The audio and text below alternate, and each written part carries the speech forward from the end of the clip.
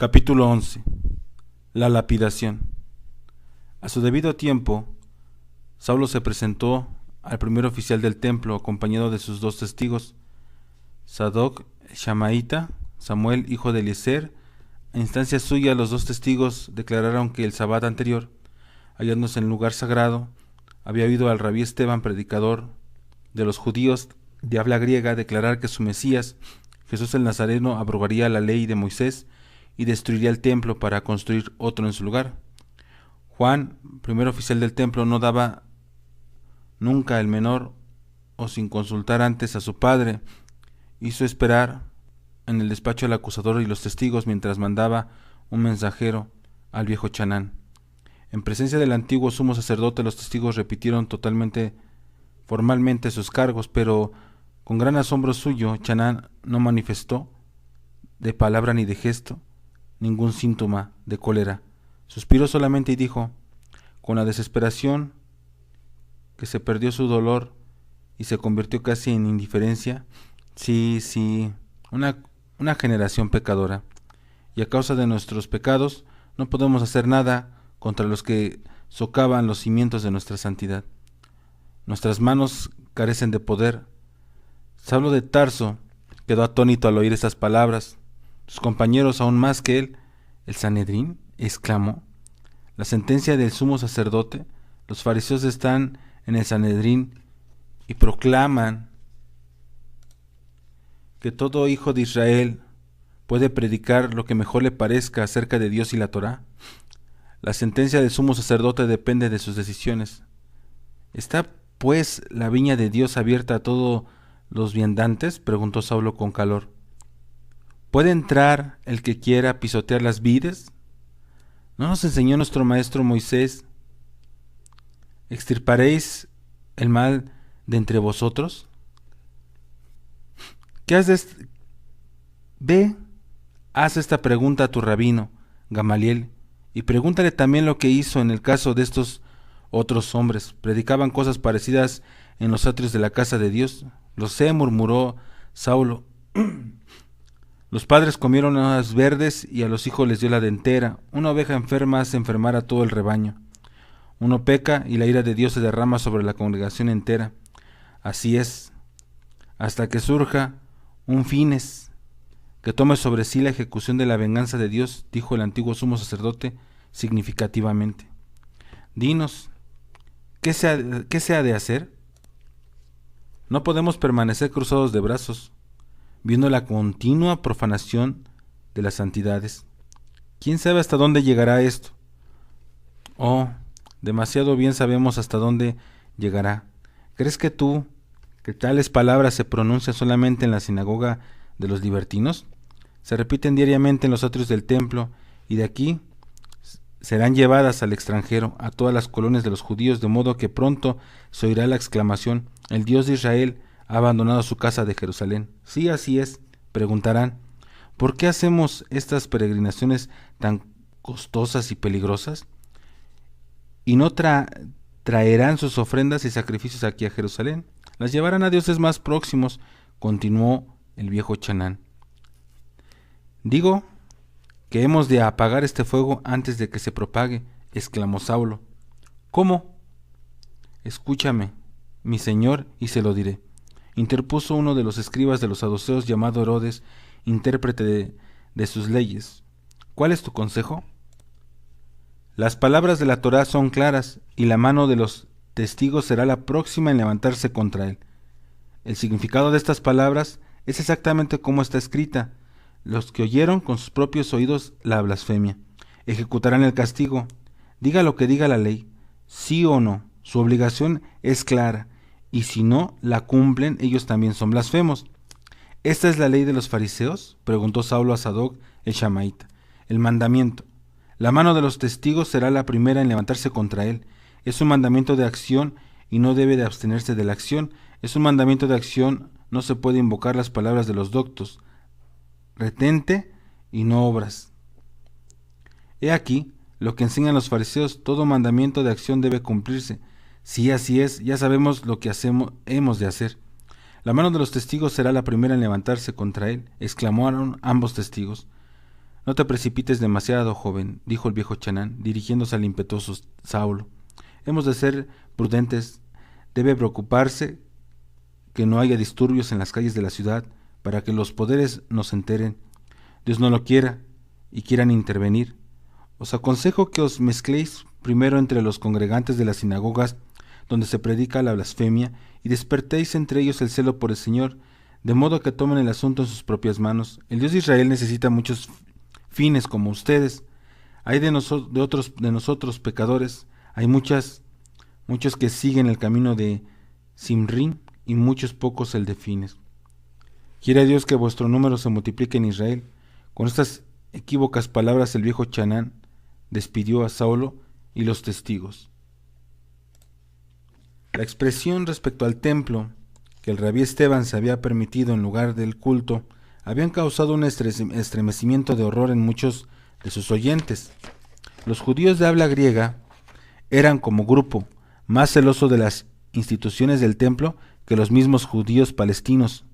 Sabían, por observación directa, los males de la idolatría, las abominaciones e indecibles impurezas que inundaban el mundo pagano, y consideraban la casa de Dios de Jerusalén como la única isla en que los dispersos judíos del mundo podían refugiarse del universal torrente de contaminación. No había otro lazo entre Israel y Dios. Los judíos de habla griega no podían imaginar una continuidad de la vida judía en medio de los paganos sin este lugar central donde la tradición, la herencia de los patriarcas estaba concentrada y desde donde irradiaba hasta los confines del destierro. Muchos de ellos habían abandonado sus hogares, renunciado a ventajas mundanas, comodidades, viejos hábitos de lujo, para establecer su hogar en la proximidad del templo. Y entonces surgía uno, en medio de ellos, que hablaba de la destrucción de la casa de Dios. No le fue difícil a Saulo de Tarso encontrar una multitud de judíos de habla griega dispuestos a llevar a efecto su plan. 2 días después de presentada la denuncia al primer oficial del templo, una turba de judíos llevó al rabí Esteban al tribunal del sumo sacerdote, medio arrastrando, medio llevado al predicador, recorriendo principalmente las calles con Saulo a su cabeza, y al lado de éste, los 2 testigos Sadoc, el Shamaíta, y Samuel, hijo de Eliezer. Habían arrancado al rabí Esteban del púlpito de una sinagoga, en medio de un sermón sobre el Mesías, y le arrastraron sin un instante de demora ante el Sanedrín. Pero este Sanedrín no era la gran asamblea de doctos que celebraban sus sesiones en la Cámara de las Piedras Labradas. Era el pequeño Sanedrín que se reunía en la mansión del sumo sacerdote. El pequeño Sanedrín podía siempre convocarse en un instante, pues consistía solamente en el primer oficial del templo, que pasaba la mayor parte del día en su despacho, y 2 o 3 escribas o intérpretes de la ley, encargados de diversos deberes relacionados con la administración del templo. No solo carecía este Sanedrín de autoridad para recibir casos de vida o muerte, ni siquiera tenían el derecho de hacer una investigación oficial sobre tales casos. Las personas que arrastraron al rabí Esteban con ellos pudieron penetrar en la sala, quedaron atónitos al encontrar reunidos como esperando al acontecimiento a todos los miembros de la casa de Chanán. No hubo necesidad de mandar a buscar a nadie. La turba cedió al rabí Esteban a los guardias que le colocaron ante los sacerdotes, y los testigos Sadoc, el Shamaíta, Samuel, hijo de Eliezer, empezaron enseguida a declarar. Habían oído al predicador decir que Jesús el Nazareno destruiría el templo y abrogaría la ley recibida por Moisés en el Sinaí.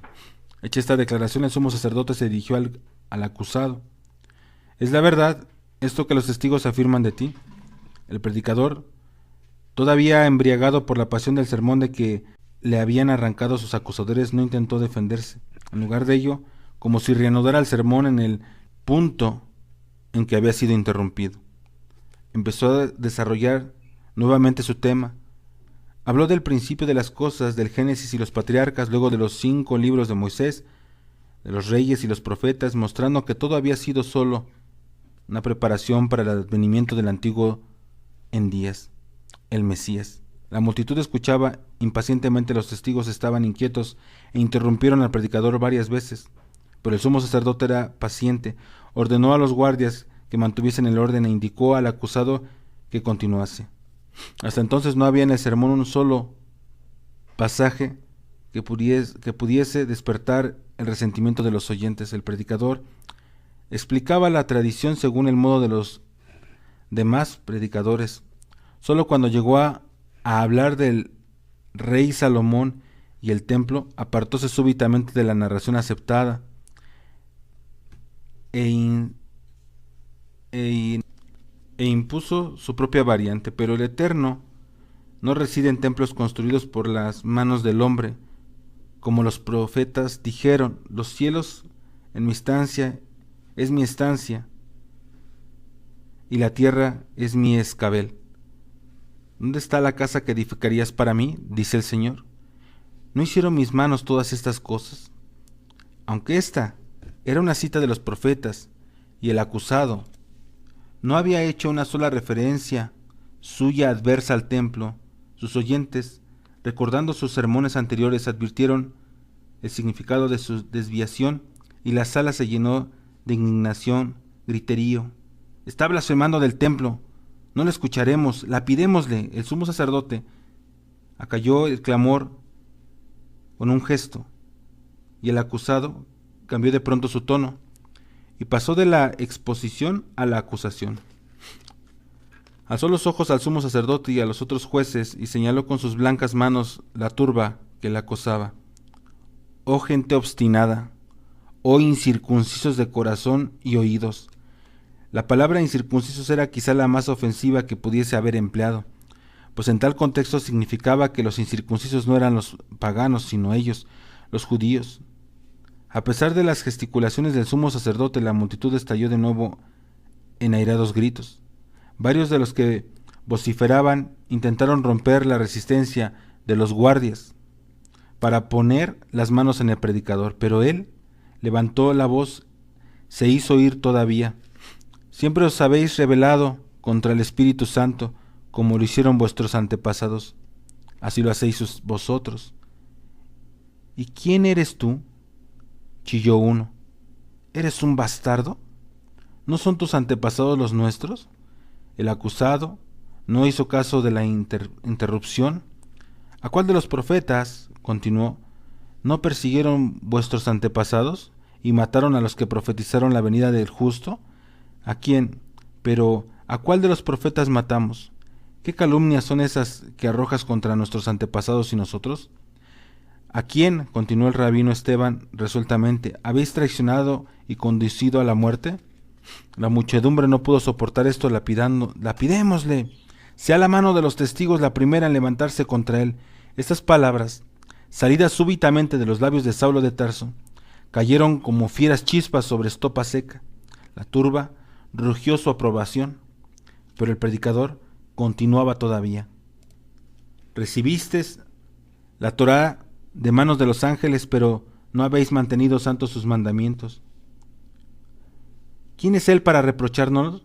El acusado no miraba ya al blanco de los sumos sacerdotes, a la tumultuosa asamblea, los airados rostros, los cerrados puños y temblorosas manos que se alargaban hacia él, miraban hacia arriba, y la luz de la tarde daba en su roja barba, en sus ojos aladares y su blanco rostro.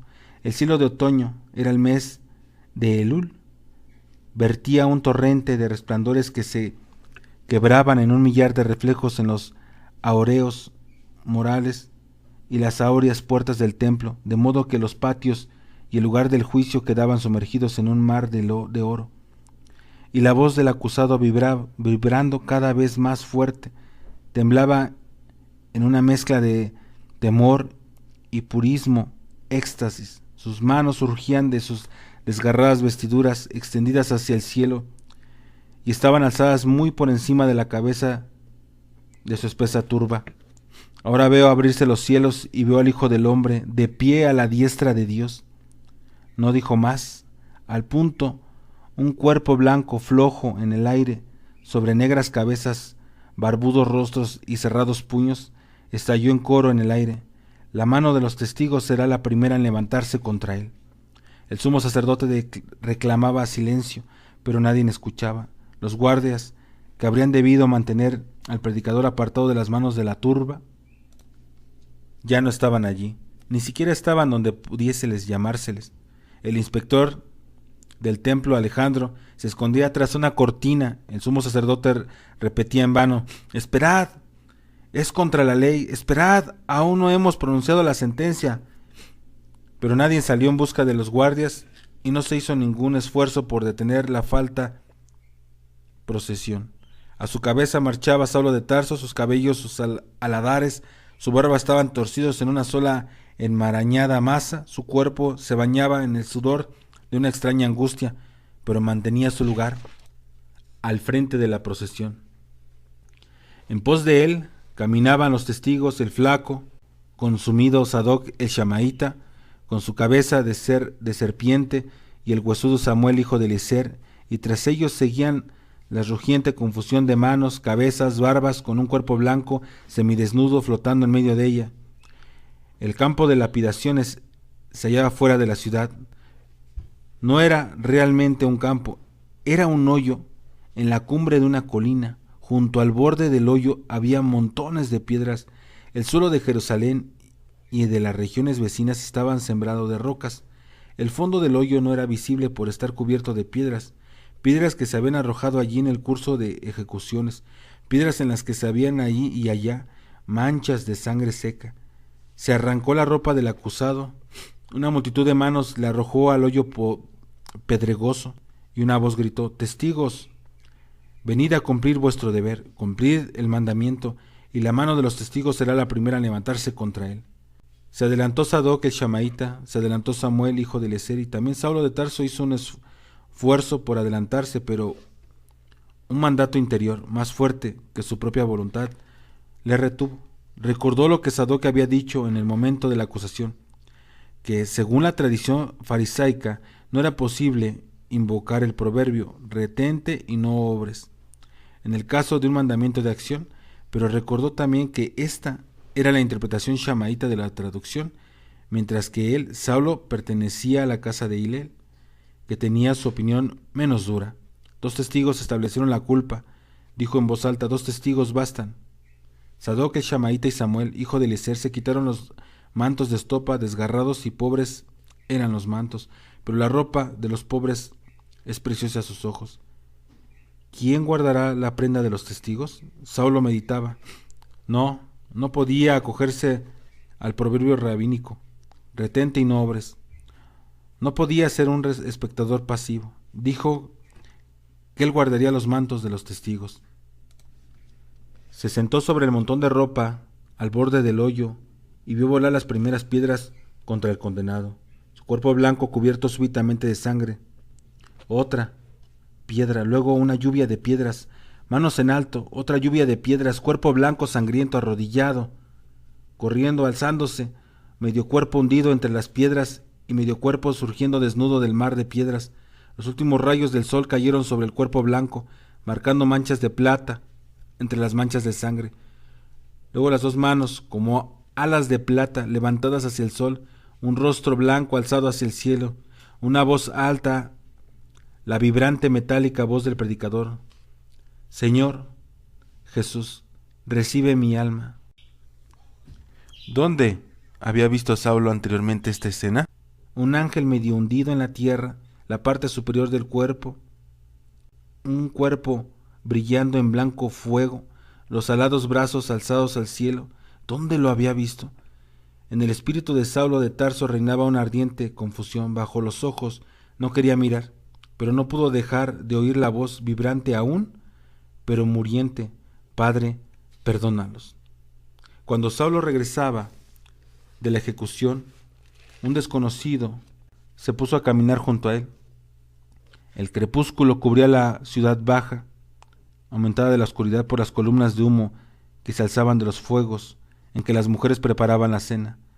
La semioscuridad era puntuada por los tintes, luces de las lámparas de aceite. Saulo no recordaba haber visto antes al desconocido, pero no se volvió a mirarle de cerca, y asegurándose de ello, la excitación del cruel incidente, en que no había sido mero espectador sino participante, le dominaba aún, y como para aligerar un peso de su conciencia, dijo en voz alta al extraño: «Alabado sea Dios, se cumplió un mandamiento.